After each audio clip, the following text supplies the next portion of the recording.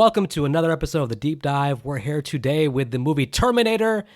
Your host, Vic Azim, with my co-host, Nick Arcana. I've seen this movie about 1,000,000 times.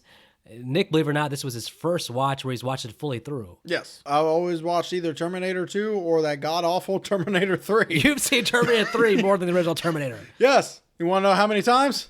3 times. Once. So now they're kind of hand in hand. So I'm going to get into some quick background here, then we'll get into the nitty gritty here. Guess who was going to be the original Terminator? Jean-Claude Van Damme. No, but he was the original Predator. So that would have been very interesting if he was also the original Terminator. Actually, it was your boy, Lance Henriksen. Yes. He was originally thought of to be the Terminator by James Cameron. And even he did some mock drawings where Lance was the Terminator. So much so that when they went to pitch the movie for financing, Lance Henriksen went with James Cameron to help get financing for the movie. In fact, he showed up to a meeting acting like the Terminator to scare the people in the room and also sell them on the idea of financing the movie. And I'm assuming because he's not Terminator, it didn't go over too well. Well, no, they were interested, but they told James Cameron that we'll finance the movie as long as you find a star to be the Terminator. Lance Henriksen was a star. Not a big enough star. Pumpkinhead. I think that was after this. Oh, it was? Yeah. I thought Pumpkinhead was 84, wasn't it? We were both wrong. But by the way, I don't think Pumpkinhead is the kind of movie that makes you a star. I think we're dramatically overselling how big Pumpkinhead is. Pumpkinhead made me love horror. I don't think it moved the needle for studios that are financing Terminator movies. Probably Lance groaned in the room as someone's like, well, if you find a real star to be the Terminator, then we'll finance the movie. So that's some fuck shit right there. So James Cameron had a second choice in mind. Guess who that was? O.J. Simpson. O.J. Simpson, there's also designs of O.J. being the Terminator, although there's conflicting reports that this wasn't a serious thing, but I read Arnold Schwarzenegger's book, and he had a lunch date with James Cameron where they talked about the movie, and in that meeting, James Cameron was pitching Arnold to be Reese, to be Kyle Reese, and for O.J. to be the Terminator. So what we could have gotten is Arnold Schwarzenegger beating the living hell out of O.J. Simpson. Well, it would have been O.J. Simpson being the hell of Arnold, though, because Arnold is Reese, and O.J. would have been the Terminator. Now, do you know what Arnold's response was to hearing that O.J. was being considered for the Terminator? No. Arnold said, well, James, it's not going to work. Nobody's ever going to buy O.J. as a killer. Comment aged very well, Arnold. But over the course of their lunch date, James noticed that Arnold found himself talking more about the Terminator role. He was like, listen, if he's a robot, he's going to have to do things a certain way. He's going to have to handle weapons in a way where it's all automatic. Arnold was citing like his experience in the military, like you have to load weapons without even looking at them.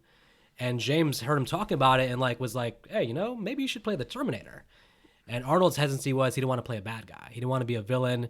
He thought that being a villain would be a career killer. He's like, listen, people are already complaining about my accent. If you have me play a villain, like I want to be like the hero in movies. This is not going to do anything for me. So James is like, listen, the Terminator's going to be an iconic character. This will be good for your career. You should do this. Arnold was hesitant, but after thinking about it, was like, okay, I'll do it. But we could have had OJ versus Arnold. So Arnold, for 3 months, trained in weapons training. The main thing he worked on was loading weapons with a blindfold on. Mm-hmm. So you wanted, again, to be like a robot loading weapon isn't going to have to look at the weapon, look at his hand. He's going to do it automatically.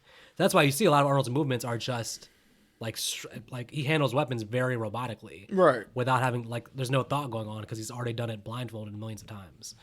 So good job with Arnold with the training there. The movie ended up grossing about $78 million globally on a $6 million budget. That's actually pretty good. That's really good. When you think about a $6 million budget, what we'll talk about the special effects. James Cameron being the master of effects, he's maximizing the $6 million. I mean, the studios did not see this movie as a hit movie. They didn't want to give him a big budget. When it came out, they didn't want to market it. They thought it was going to bomb, so they didn't give it any marketing. Basically thought it was like a schlock movie. Okay, stupid question. Yeah. When did Aliens come out? Okay, so interesting story about that. So once Arnold signed on to do Terminator, Arnold was locked into doing a Conan the Barbarian sequel. So Conan the Destroyer? Yeah. He was locked in, so he had asked James Cameron, hey, can we push back filming for a year while I do Conan?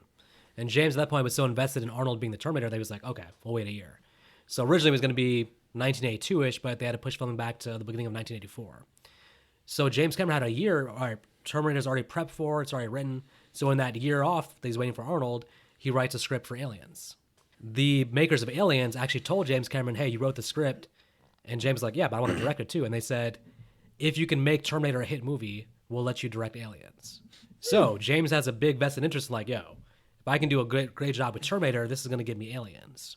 So yeah, basically we got, maybe Aliens was so good because James Cameron had a full year off waiting for Arnold to finish Conan to write the script and everything. And so it all worked out well because we got Aliens and he was able to direct it and everything. That said, we'll get into the actual movie. 2029. 2029, the year where, as we know now, we're already in 2023. So that means in about 6 years, we're all doomed because the robots are taking over. And I got to say, this movie feels more relevant than ever because AI is coming, Nick. It's coming for our jobs, too. It's going to be doing the podcast. No. No, it will not. You know why? Because this isn't even really a job for us. This is just us having fun. Chatbot T1000 is going to take over our hobby. Chatbot can go jump in a pit of lava after I shoot it with a damn RPG. Well, all that said, until AI takes over, we're going to have as much fun as we can with this. So basically, apparently, only the living tissue can go through the time displacement machine. So basically, their clothes were going to be a no-go. Amelia watched this with me, and her theory was they had to go through naked because of going through their clothes, the clothing could possibly be spliced into their DNA and would have killed them. Or at least, Reese, not Arnold.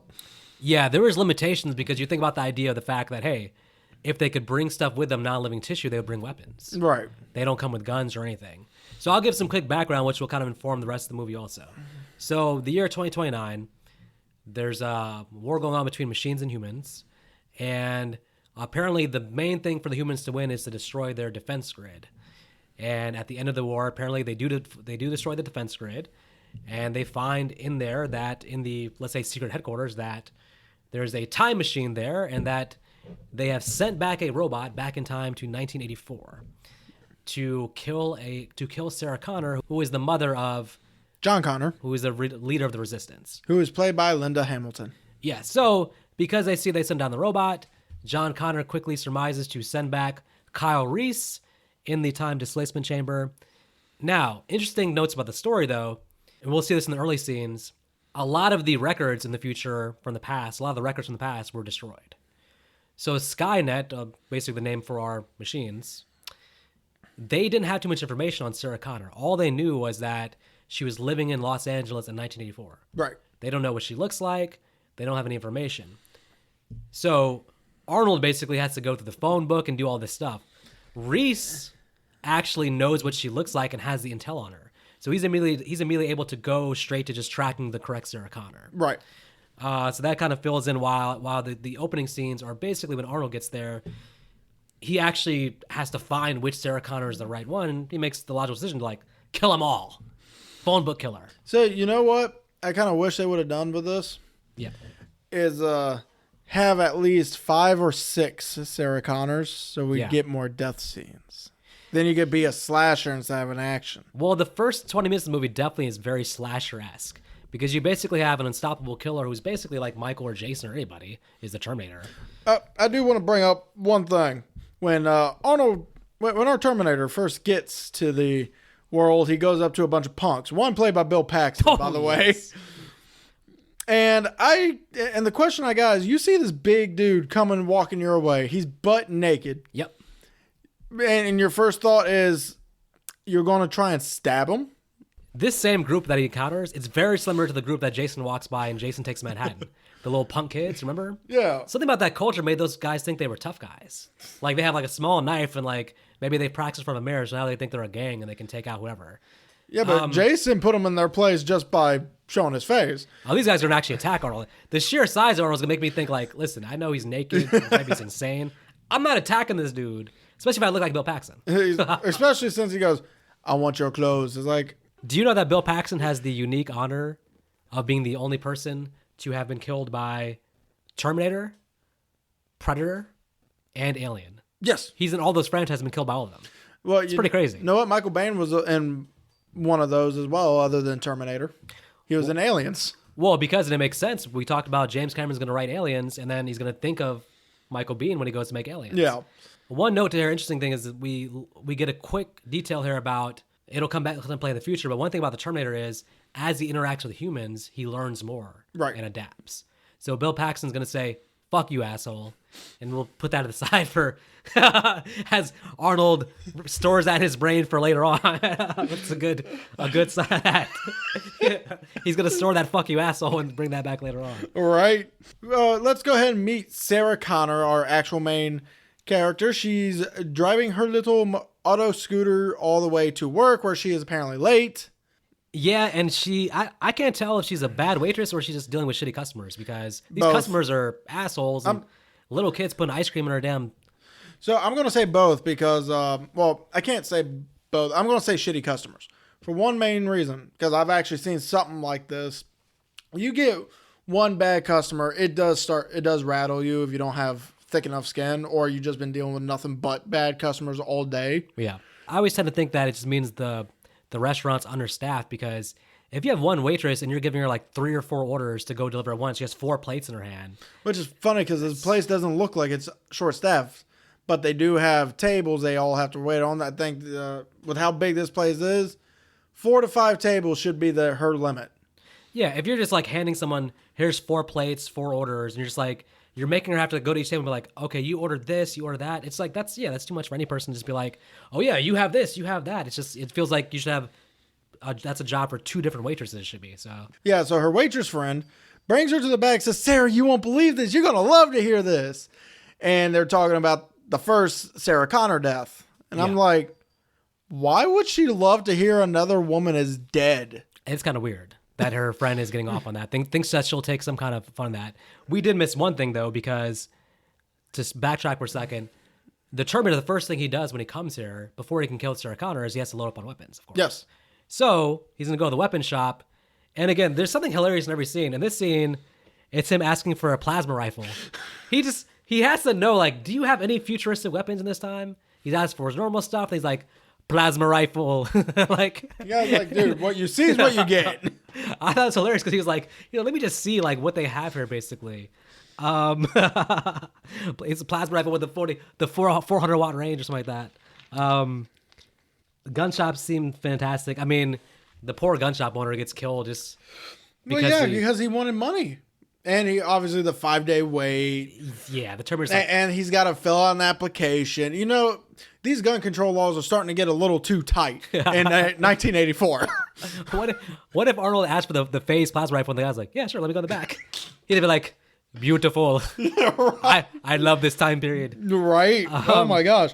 Skynet sent him back in time, and then John sent back Reese. Right. So this Terminator, Arnold, T-800, he actually doesn't know that Reese is there also. Obviously, Reese knows about the Terminator, but he doesn't know there's Reese. He's probably thinking, maybe I have to deal with like the cops in this time period.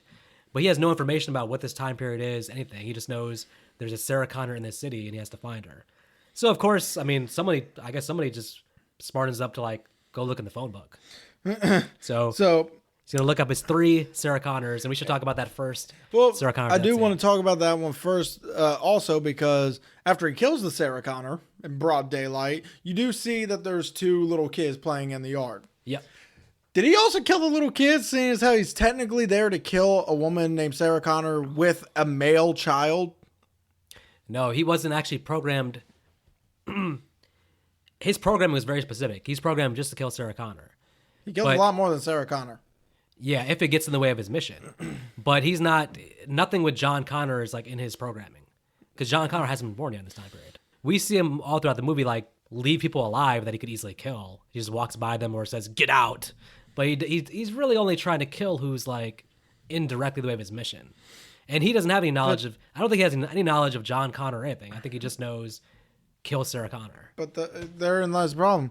He killed Sarah Connor's mom for no damn reason.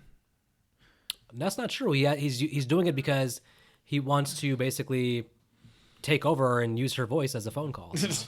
Yeah, but he could have done that without killing the poor woman. No, I mean, I think that if you're in the way somehow, he does kill you. So just like everybody in the police station. Well, since we brought up Lance Henriksen, how about we bring him into this movie as a cop who does absolutely nothing in this movie? Listen, he didn't get to be the Terminator, but he at least got the thankless role of, I don't Smart think. ass cop. I think the other cop is way more impactful in this movie He is. because he actually has like a real character. Lance feels more like a sidekick almost in this. The smart ass. But I'm gonna say, I'll be honest, like I think the cops are generally smart in this movie. They quickly make the determination, like, okay, phone book killer, we have to find the third Sarah Connor. Yeah, because the second one was killed off screen. Sarah Connor, who basically was supposed to go on a double date with Ginger, gets canceled on. Yep. And now is forced to just go to the bar by herself. Where she puts the whole thing together herself that, oh, this person's going after Sarah Connors. Well, she smartly also she looks in the phone book to confirm, like, oh, this is going in the order of the phone book. Now, the question is, at this point in time, if you're in a bar, public place, basically, you're out somewhere. To me, you are safer out somewhere versus back at your apartment where somebody has your address in the phone book. Like, my number thing would be like, don't go home. Right. Because the only information he has, if he's looking in the phone book, he has your address and your phone number, right? So don't go home is one thing. Well, notice how she doesn't. She doesn't go home. The thing is, because Reese was able to immediately identify, I know this Sarah Connor, he's already out following her, basically. Yeah. So he has a leg up, but he can't walk up to her and give her the story until she sees Arnold. Because if he just approaches her and says, hey, I'm from the future, I'm here to protect you, fuck off, I'm going to the police. Now he has to wait until she's actually going to believe the story. She's only going to believe the story maybe when she's actually near Arnold. I guess that's what's going on. You know what I think he could have done? Went up to her, introduced himself, said, hey, I got some flowers. Let's go watch a movie. Don't worry about the loud banging noises you're probably going to hear. First of all, he's unfortunately, because of his options, he's dressed like he's probably a serial killer. And when she first looks back and sees him, he's following like he's a serial killer. That's why he's supposed to approach her in the bar as if, he's trying to ask a woman out. Because he was raised only in war times, I don't think he has the social skills to approach her at the bar and be like, let me get you, a gin and tonic. Matt and Ginger.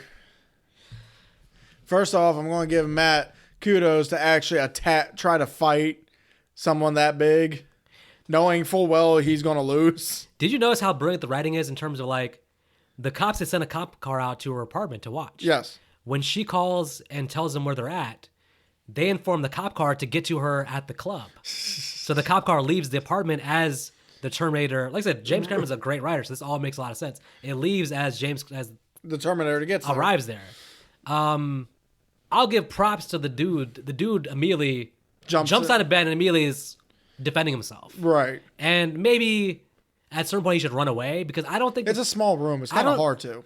I didn't get the impression that Terminator actually killed him. He beat the shit out of him, but I didn't see any death blow though. Well, that's because we didn't see Arnold actually hitting him. He just threw him. For all we know, he probably snapped his neck when he fell through the damn door. He looked at least unconscious at that point. Now, he kills Ginger simply because he thinks that's Sarah Connor. Yeah. And that's why I'm like, he doesn't shoot the guy. He just gets rid of him. But he sees the girl. He's like, oh, Sarah Connor, bitch, you're dead because unfortunately that's the great wrong time, wrong place, wrong time circumstance. And then sadly, Sarah has a call. Sarah calls her. But again, this all makes sense. She's calling for her and the boyfriend to come pick her up from the club. Which I'm like, why don't you just wait for the police and have them pick you up? Right. But one other brilliant detail I should say. She gets on the phone with the cops. And the cops tell her, stay visible. He won't hurt you. By telling her that, that's the thing that actually makes the Terminator find her. Where if they were like, go hide yourself, he doesn't find her, but they're like, stay visible. It's like the one advice that actually makes the Terminator be able to walk around and actually find her. So, well, the problem is that kind of advice does work if you're dealing with a normal killer. In this case, if she's hiding in the bathroom, she'd been better off. All right, so the Terminator now very quickly gets to Tech Noir, which is a funny name. The music. You think this is Skynet's first attempt at a dance club? Yeah, because the T-800 Arnold, he's not thinking to pay the cover charge. No. He's walking by, and again, like I said, the dude walks up to him, he just breaks his hand, but he's not just like killing people randomly. Well, if he killed him right off the bat, there would be a lot more panic than before he even gets to Sarah. But once he breaks his hand, as the bar owners, what do? You're just like, oh, you're good, let him go. They just let him walk around. Kyle's already at the bar chilling, watching her. Yep. One thing that doesn't make sense, I guess, is that I get the impression also that, because Kyle says it later on, Kyle doesn't know what the Terminator looks like. which is something that John could have been like, hey, he looks like this. So Kyle also actually has to wait until He attacks. he has to make a judgment call that somebody's approaching her. And, I mean, pretty quickly surmise, okay, that motherfucker right there is definitely probably the Terminator. Well, that's also because he has a fucking gun pointed to her head. Yeah. And Arnold does take a long time to kill her. Well, that's because she's our main character. Yeah, Arnold has to do the slow loading, pointing, make sure the laser is on her forehead. So back then, and apparently they didn't have the laser on the gun thing. So what's going on there is Arnold, it's a light, but Arnold has the button for the light in his jacket. So he has to manually turn it on before each scene, and then that's how you get the laser. And you know what's even funnier is, so Reese pulls out a shotgun and shoots in that direction. Shotguns tend to spray. Mm-hmm. Sarah should have been hit. Yeah, I think the shotgun probably is not that effective anyways against the Terminator. Well, no, because he just gets right back up. But I'm just saying, shotguns, when those bullets go off, they spray. Yeah. And spray usually means a lot of people around should have probably been hit by something. That's true, yeah. Well, I mean, because he wasn't exactly right up on Arnold's back and pull the trigger. If some people had to die in the name of saving humanity, that's okay. Plenty of people died. There's collateral. Yeah, I mean, he shot one girl on the way out, basically, trying to get to Sarah. I think the best thing about the scene is that by Sarah seeing the Terminator get up, it makes Reese's story is going to tell her a little more believable. Because at this point, she could still just think two crazy guys are both after me. But at least seeing, like, this dude got shot and came back up, maybe is a cyborg. More believable.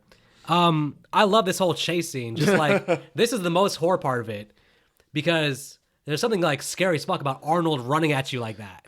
Just like him, like, in a mad dash towards you. It's pretty scary if you're running away from him. Yeah, but at the same time, seeing as how big he is, he's pretty slow. Nah, he got the door running like what he got going. He was going fast. I was like, yo, and then he just dives onto the car. We get a fun chase scene.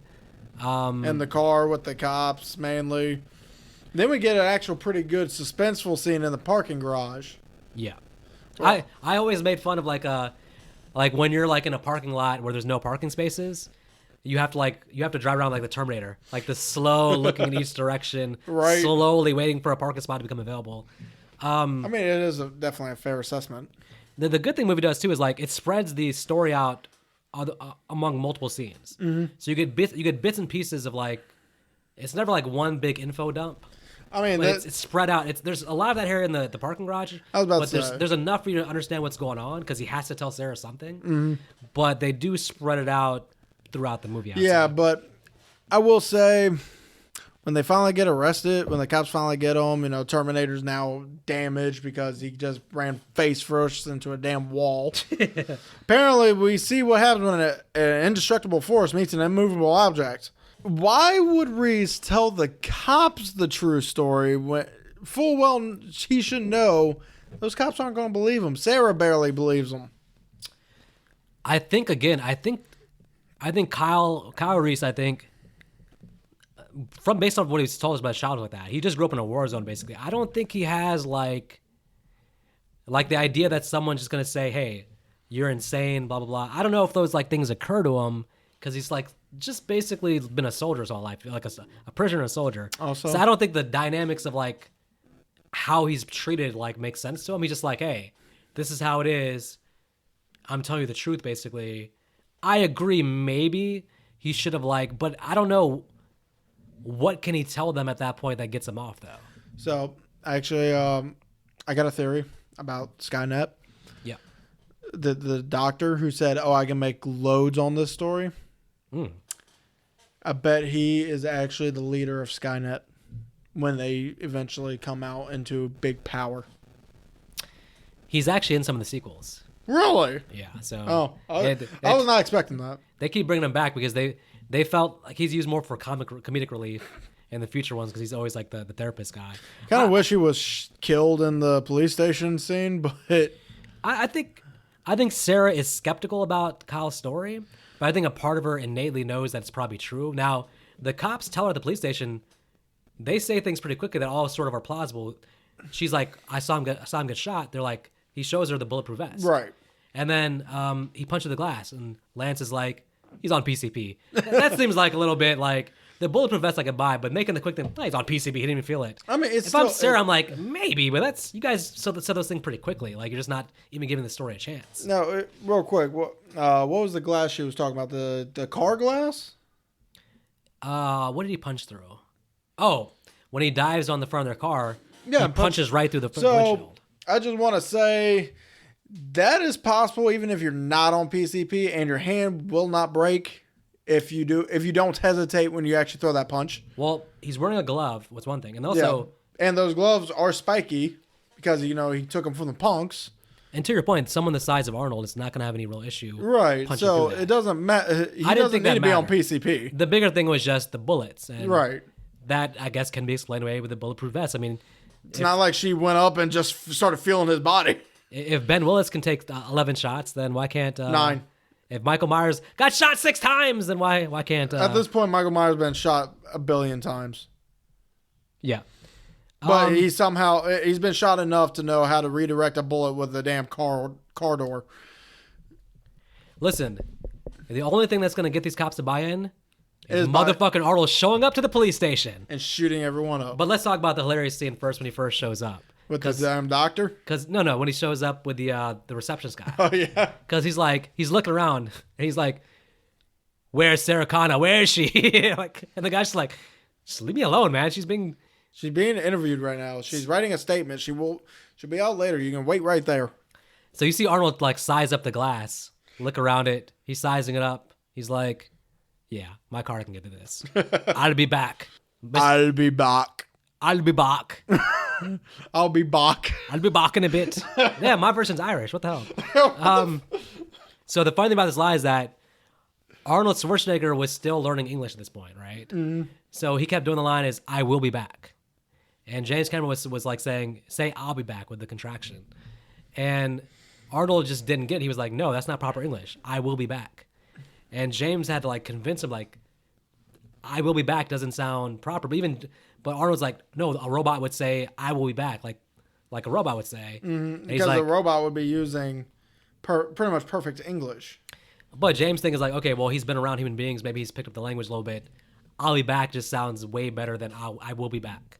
Because maybe if he said I will be back, it doesn't roll off the tongue. No, it doesn't.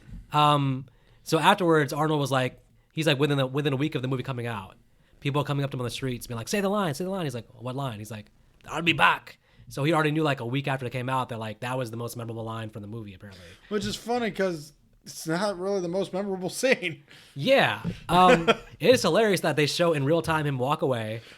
The guy's just doing paperwork. Big ass car comes crashing through.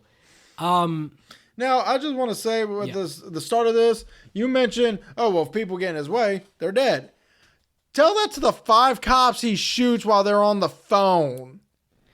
I think that... And also, why were they on the phone and not being more urgent after hearing a car breaking through the damn building? I look at this scene very funny because I think that, first of all, Arnold, or the robot, basically surmises that everybody in this police station is a threat because they're all in some way protecting Sarah Connor. So he's like, everybody has to die here when I'm walking in. I actually think with the cops, they were a little bit too gung-ho about when Lance and the other dude are tossing the guns. I'm like, why don't you guys just run away? You're all taking the fall here. It's because they think they're up against a normal person. You shoot him in the head, he's going down. I get it, but there's enough time there to surmise that once you finally, the second half people that died all realized that the first half had been killed by one person. At that point, I think you had to be like, well, this is not a normal person. And people in the back rooms should have been like, I don't get paid enough for this shit. And truly, it's not like they're not millionaires. They're not getting paid enough to take on a damn cyborg. And also, by the way, I think for Lance and the other dude, I think when that happens, there's something in the back of their head saying, oh shit, that dude was telling the truth. This is exactly what's happening. That fucking cyborg, he just warned us about that. Now, interesting, there's a deleted scene where the one dude actually, before Reese and Sarah leave, they go up to him basically, and they show the dude basically be like, you were right. Give him that validation. So there's a deleted scene. They just cut out the movie Nah, well, because it's kind of moot at this point. yeah. We know they're both dead. Lance got blown away though Right. because he's stupid, just like hey, wah! You see her No, scream. he doesn't start screaming. He starts shooting too. Get it right. But then he screams when he gets shot. He's like, oh! Well, that's because he's being shot. Again, at that point, Lance at that point should understand that you're not dealing with a normal person. Like everybody's tried shooting him. He just watched his best friend die. His best friend's still alive there. He's actually his best friend's like still alive at that point. Allegedly. No, and the deleted scene after all that, that's when Reese goes up to them. My point is, I think the police station was too gung ho here, and I think I don't know. I just think that Arnold I haven't seen a police station massacre like this since like Hitcher. Jeepers Creepers, Halloween, whatever Michael Myers did in one of the Halloween movies. We didn't get to see it, but I just want to also bring up something because we're going to see it again now that the police station scene is done because we kind of get a kind of a rest period before our climax. Which you need for the story to work. You need some chill time. So what I'm bringing up is there's an effect that goes on with every time you see the eye of the cyborg. Yes. And this effect is just, I don't know if at the time it was probably good, but right now it's just unnatural. Yeah. And you can't say, oh, well, he's a cyborg. He's supposed to move unnaturally. Why the hell has he not been moving unnaturally the whole damn movie? Yeah. He's been walking like a robot, but he still looked like a real person. Whereas these close-up shots of the eye, you can tell it's either animatronic or a puppet or something, and it looks awkward. Yeah, I think this is a case of just like the effects on this are definitely outdated for sure. I think James Cameron, first of all, there's two things. I don't think the technology was available to do what he wanted to do, but also he didn't have the budget. Even if it was possible, like when they got to T2, at that point T1 was a big hit, so the second one, it's like T2 literally at the time was the most expensive movie ever made. He had the biggest budget of all time at his disposal for T2. T1 is like literally like independently financed. It has the budget of a horror. I think it has the budget of like an 80s slasher movie is what the budget is. So he's doing the most he can with that, but I agree it's not going to hold up in terms of the effects or that. But then we also get probably your favorite scene, I'm assuming, because you wanted to put the line in the back burner for now. The last time we see him at this little hotel. Oh, the fuck you asshole. Yeah, the guy's knocking on the door, and all of a sudden you see the whole thing of responses just pull up, and he just goes down to "fuck you, asshole." He's learning well. And the guy seems. I'm assuming he must have read this guy at some point because the guy's sitting there just laughing about it and walks away. I'm like, okay, so he has to know this guy in some way. No, I think it's just like it's the right response, and I think the guy's just like it sounds like a human response. So basically, Arnold's becoming more socially intelligent as he interacts with people because he's like, yeah, that's the right response to get this dude to go away, basically. My question was, okay, because they're basically saying that the Terminator is like unlimited energy, doesn't sleep, basically just ongoing hunting them. It's not like the problem from It Follows where it's like when Kyle and Sarah are like under the ditch and all that, I'm kind of thinking like, all right, just drive as far away as possible and hide. Mm-hmm. The Terminator has one play left, I can tell, to find Sarah. And that's basically using the mom to bring her out of hiding. Which he technically does. He does play that, but if that didn't work, the Terminator, even with all his resources, I don't know if they went and hid somewhere. I don't know. I mean, obviously, he'd be spending every day, all day, just trying to track them. But the world's big enough where probably there's a scenario where maybe they can hide out for a long time. But the mother thing is obviously going to bring them. It's the one last play because Sarah doesn't want to just completely abandon her mom. Now, also, she learns how to make pipe bombs. I'm assuming she learns a lot more from Kyle Reese, considering what we know about future installments. I think she was hoping for like some TV dinners when he went grocery shopping, some kind of food, but instead he just brought the ingredients for bombs. Yeah, and then, well, okay. One thing we'll say is that the in the ditch scene we get again more story pieces being given out in terms of like part of her arc basically is that she doesn't believe in herself as like potentially like a warrior like that throughout the movie. By the end, she'll become somebody who can probably be a warrior, but she's pretty like unaccepting of like, I don't want this destiny for myself. I can't balance my checkbook. Do I look like a warrior to you? So she's kind of like not on board with her destiny at this point. And then because we have to say this just because it is a main part of this movie, Sarah and Creepy Reese do the duty. I don't see any creepy Reese here at all. Creepy Reese, because when he tells this woman that he's only really known through a picture, Yes. that he loves her, he turns around, has these bug eyes sticking out of his head, almost like a cartoon character. I don't know if it maybe is the actor, but this guy creeped me out, creeped my wife out. I don't understand why you're dissing Michael Biehn, who's an amazing actor. I am dissing him because also was a heartthrob in the 80s. Women loved him. And so. because it makes no sense on why, and not only in what feels like maybe 3, 4, okay, at least 12 hours. Yep. That she would be like, yeah, let's have sex. First of all, one night stands happen all the time from two people meeting at a bar. That's different. They were already going there to have sex. Okay. They were looking for someone to have sex with. These two are thrown in a life or death situation. Yes, and that creates a lot of instant chemistry and passion, which sometimes can be expressed in different ways sexually. Like that. This is perfectly logical. One of the best love stories ever, because he's not just in love with the picture. He's in love because John Connor, knowing that he needs him to fall in love with Sarah, has been hyping her up to him all in the future. All this whole time, he gave him a picture of her at a young age, hyped her up as the warrior princess, Xena warrior princess, Sarah Connor warrior princess, hyped her up to basically where the time came for someone to go back in time. Kyle wasn't just like, he was more than willing to volunteer, even though John had manipulated him into basically getting to this point pretty much where he's like, okay, I need someone to go back who's not just about the mission, but loves her so much that he's going to do anything to protect her. So, and apparently have sex with her. Because you have to save humanity by doing that. And from her perspective, they didn't cast like Tom Arnold. Michael Bihn's like, he looks like an 80s heartthrob. Women probably fell in love with him as they watch this movie. She's already attracted to him.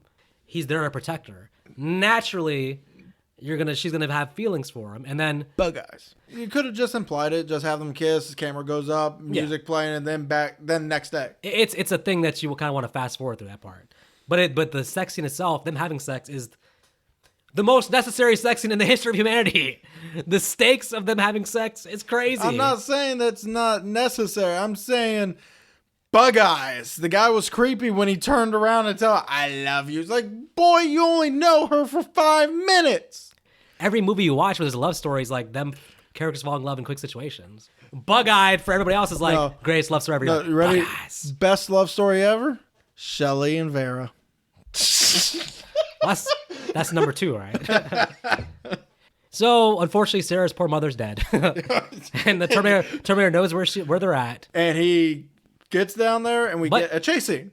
Thankfully, the dog barks at it, which alerts them. Yeah. I got a question during this chase scene. Yeah. These bombs are shit. He bought the ingredients from from Dollar General? From Dollar General. We went to a local store and bought something. I don't think he was in a lab making like a great bomb. Because when he was throwing the bombs, they weren't even doing damage to the ground.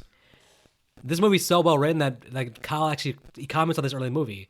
She asks him, "Can you kill the Terminator?" And he says, "With these weapons, I don't know." And that's the thing. Like he doesn't really have. Well, you anything.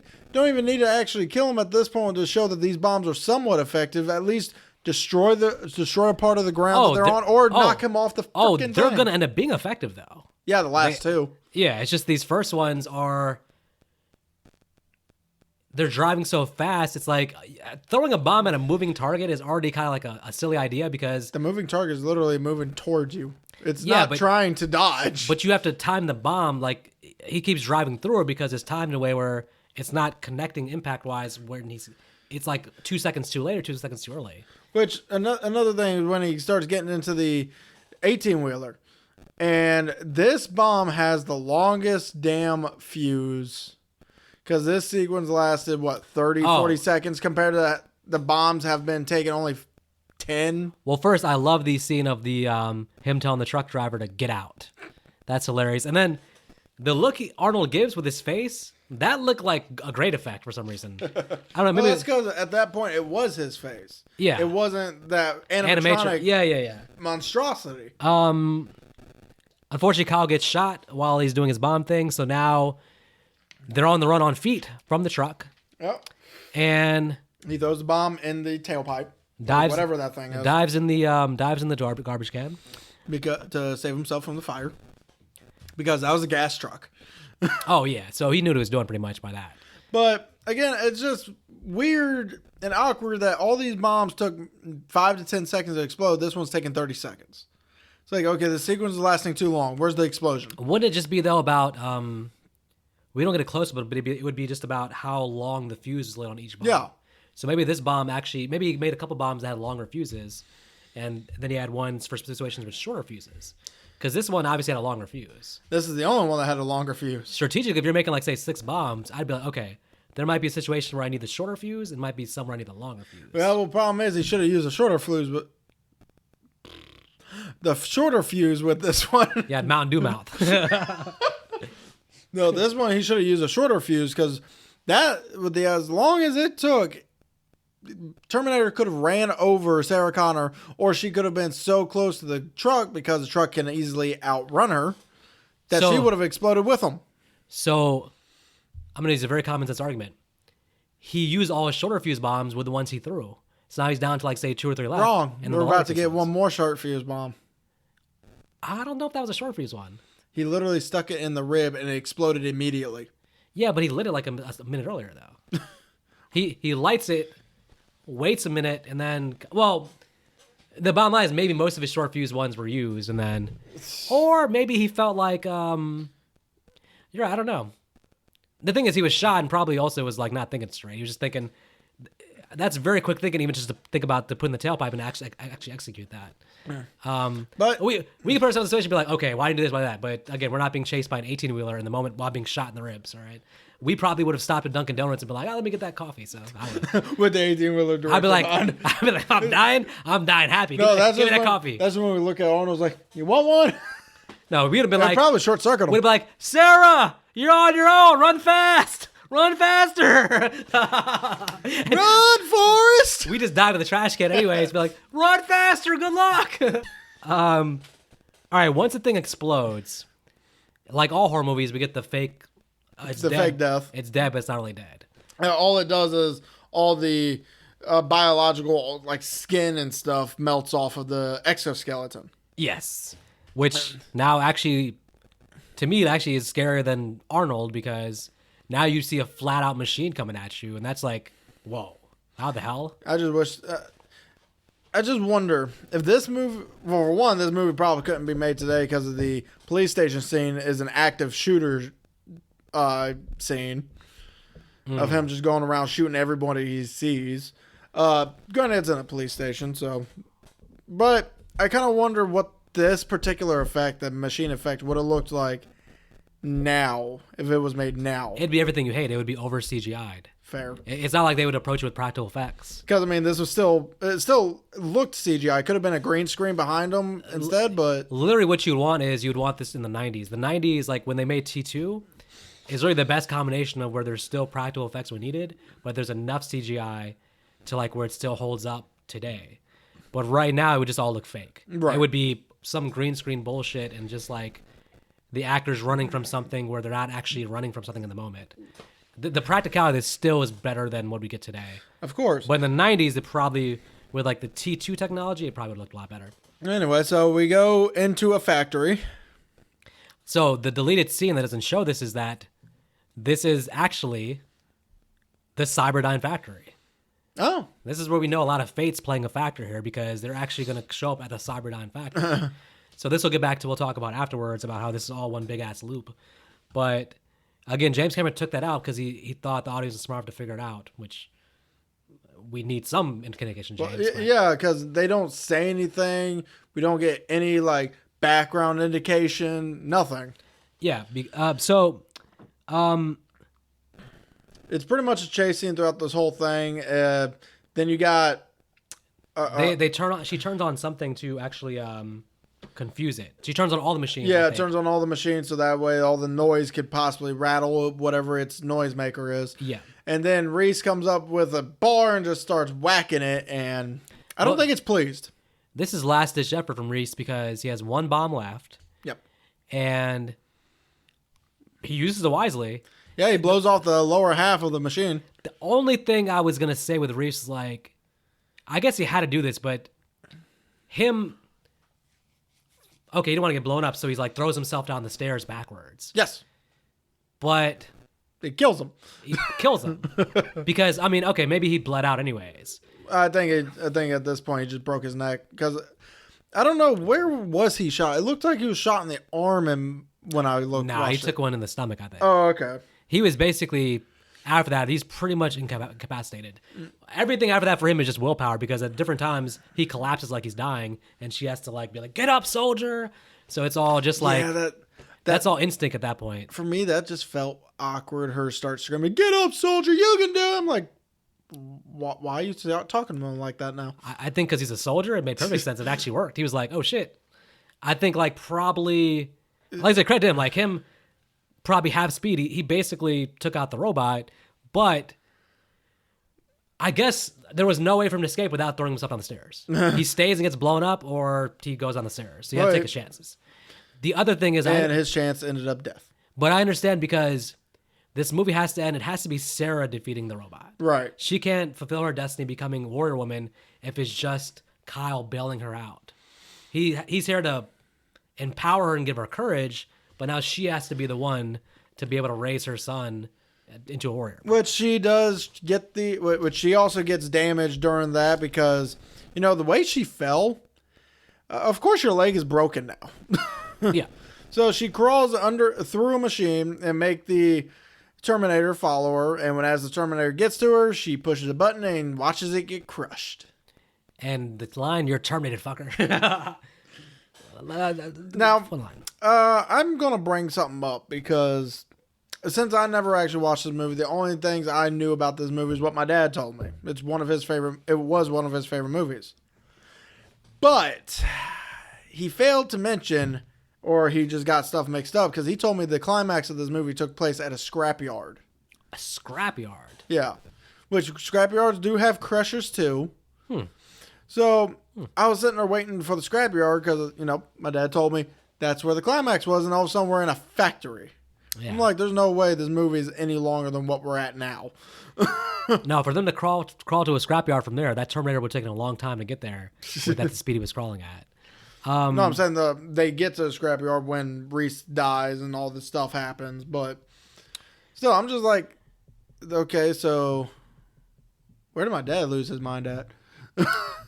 I could see there being some confusion there. There was no cars. They went inside a building. Well, scrapyard is pretty specific, so. So Sarah basically, with unfortunately Reese having died, she's gonna go off to Mexico to hide because Judgment Day is coming. Yep. And part of this movie's message is not about stopping Judgment Day. It's about just fulfilling your role in what's to come. Yes. But classically, we get at the gas station the little kid taking the picture. Yes.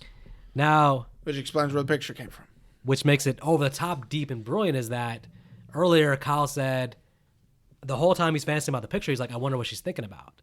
And ironically, she was thinking about him in the picture. So the whole thing loops together in a way that makes sense. And the fact that he says, I don't know who John's father was. He died apparently before the war. And now we know where John knows about who his father is. If John tells Reese everything, maybe this doesn't happen because that's a lot of pressure to be like, you have to go have sex with her. Or he's better off just not knowing that he's the father. There's too many variables if he knows. And the other thing too is because John keeps the whole thing secret, Skynet never knows who John's father is either. Correct. So in part 2, they'll have a thing where on John's birth certificate, the father's unnamed. So all the records, basically, he makes sure that Reese is never discovered as the father because that would clue into Skynet for whatever. So basically, like that has to be kept secret in a way also. Well, also Skynet has no idea that Reese has any significance to anything. Well, there's another reason why he's not on the birth certificate. Kyle Reese wasn't born in this timeline. Well, it does make an interesting point about they put him in a body bag to take him for the autopsy. There's going to be some questions raised when they realize, like, who the hell is this guy? This guy's not in any records at all. There's no record here at all. But then again, 1984, autopsies were pretty bad. So just to add some crazy context to everything, the crazy thing about this movie is, like I said, this movie leaves me asking questions, but it's good questions because I want to know more about what this all means, basically. So researching online, there's a Terminator Reddit. I went there, basically did a lot of details and stuff that occurred that I didn't even realize just watching it. It's like, yeah, so basically the Terminator's remains in the factory. There's a deleted scene where 2 factory workers find the remains and they're like, oh yeah, let's save this, basically. So the idea is that pretty much that's going to lead to them using that to create the technology for for Skynet. So it's this weird thing where, like, basically Skynet pretty much needed this to happen to create itself. So they're sending the Terminator back to do this to kill Sarah Connor, but it's actually creating itself, and then also on the other side creating John Connor. But apparently the lore is that Skynet doesn't actually know where it came from. The records are broken or records are gone like that, so it doesn't know that it's doing this to actually create itself. It thinks it's doing this to, like, but it needs this to happen. So it's very interesting, that loop there, basically. It gives you a lot to think about because some people think that, well, is there some timeline where Reese wasn't the father, like the original timeline where somebody else had to impregnate Sarah and then Reese is born and all this stuff? It's like, no, this is always the loop because Reese always has that picture that was given to him by John, and John only becomes a warrior because of this happened with Reese and Sarah. If he had a different father, he doesn't become leader of the resistance because Sarah, with a normal guy, doesn't become somebody who's going to teach John about the robots. So you know what could potentially be a good ending? Because in a sense, it's still a pretty somber ending. We know that what's coming is coming. It's hopelessness. That's why she's driving. That's why the kid says there's a storm coming. So what I'm trying to figure out is the happy ending would have been for Sarah Connor to die. Then the Terminator would not have been able to go back in his time. It wouldn't have gotten destroyed. They wouldn't have gotten the equipment, or it just would have somehow miraculously disappeared because Skynet was never made, meaning that Cyborg was never made. So in future sequels, some of the shitty sequels, they do more explore the idea of what if Sarah died, what if John died, all these things. And the answer is always just basically, even if you take these specific characters out, something's going to happen basically that will still cause Judgment Day. A new company will rise and all that. So it's almost like it would be just Skynet winning the battle, but not, or you can win the battle, but you can't ever win the war. So it's like something would always rise up anyways, or a new leader would rise up, something. So I don't know. I mean, it's tricky. I think they did the right thing with this movie in terms of just like, you can see what's going to happen. It's just one big loop basically, and it all makes sense. T2 kind of changes the loop because it goes more into like, hey, you're not just characters playing out a story. You can actually take control of the story, which kind of hurts this one a little bit because it's kind of like they contradict each other a little bit, but it makes sense. Yeah, because then Reese could have survived and been in the sequel. But even in this, with his creepy bug eyes, in this original timeline, like I said, depending on how long Sarah lives, there's a scenario in this timeline of the first one where she can eventually encounter a young Reese because he's still going to be born this timeline after Judgment Day. So you could have that, but I mean, that might be kind of weird for him too. That would be really weird. She'd be an adult, like 30, 40-year-old woman trying to seduce like a 12-year-old. Older than that, it'd be very weird. But for her to know he's alive would be interesting. For me, this movie has very few flaws. The main things I look for in a movie in terms of characters, story, I think we have 3 strong main characters because I count Arnold as a character. And he is. I don't know if you remake it today, you could make it better effects, but I don't know if you could get someone to play the Terminator the way Arnold played the Terminator. I'll be the Terminator. I don't think you could get somebody to play the Terminator the way that Arnold played the Terminator. I'll be the Terminator. I'll do it. Give me a call. Your whole mission would get sidetracked. You'd be looking for the Searcher Mountain Dew, and then Kyle and Sarah get away because you're at Wawa getting up a 2-liter Mountain Dew. I'm just letting them have a 2-hour head start just so I can make it more fun for myself. Well, Skynet would be like, interviewing, he'd be like, so did you think that Mountain Dew was your fuel or something like that? He was like, yes. The dual fuel is me. Dual fuel. It's like, they're like, so you went to the weapons store and then it says you went to Dollar General to get 5 2-liters. Do not ask me questions. I wanted Mountain Dew. Exactly. You know, because there's no more Mountain Dew in that timeline. So I feel like there's 3 strong main characters. Sarah Connor probably has gone down as one of the strongest female characters right there with Ripley. Kyle Reese, badass. He really, I bought that he was a soldier who'd been through a lot of pain with his facial expressions, the way he described things. Bug eyes. Not bug-eyed at all. Great acting, I'd say. And then, like you said, you have Arnold there pretty much. The side characters are all pretty well done, except for Lance Henriksen. But the cops in general are competent cops, and they're not stupid. So you got to respect that. I mean, the doctor was kind of stupid. I enjoy the mixing of genres. You have a sci-fi element, you have a slight horror element, you have action, you have romance. There's something for everybody in this movie. The only negatives I would say is that, as Nick said, some of the effects are just silly, and some of the action scenes are definitely outdated. It's not an action movie per se, so I don't penalize the action scenes, but obviously working with the budget he was given, I feel like he maximized that for sure. But the story leaves so many questions that make me want to research more about how this happened. It makes me want to see part 2.